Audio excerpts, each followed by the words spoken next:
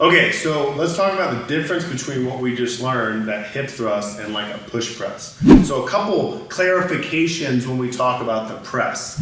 Standing upright, knees locked, hips extended, bar in front, and pressing it overhead. That is what we would call a press or a strict press. It's commonly referred to as a military press. Doesn't really matter, we just call it the press. The second variation would be what you just did, where I throw the hips forward, but the knees stay locked. Why would I want to do that? Well, I can only throw my hips forward so much, so it's a reproducible training stimulus, meaning every time you do that lift, you can throw your hips forward the same amount because they can only go so much forward with a locked knee.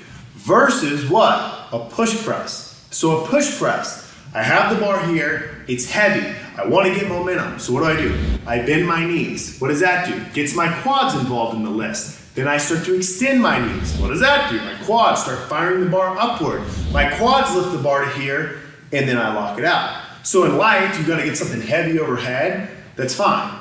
But in lifting, what am I trying to do? I'm trying to put the stress on the upper body. Why? Because I'm put way more stress on the quads when I squat and when I deadlift, not when I press. So the amount of stress that I put on the quads when I push press is so insignificant compared to when I squat or when I deadlift. So when I'm training for strength, upper body strength in the press, I don't want to bend the knee. I don't want to push press it. Now, another thing that can happen to folks if you've had a history of push pressing is they can be trying to do just the hip movement and they'll accidentally bend their knees. So they don't incorporate quad, but the knee bends, and that results in an energy leak. So here I am, applying force to the bar, and it's coming down the kinetic chain through my skeletal system, and it needs to go all the way to the floor to where my balance point is. But when it gets to the knee, Caitlin's knee bends. So what happens? Instead of that force getting exerted to the ground, it gets lost. And so now you miss the lift because you let your knee bend.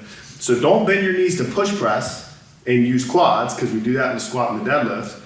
And don't bend your knees to lose energy. Got it? Got it. Got it.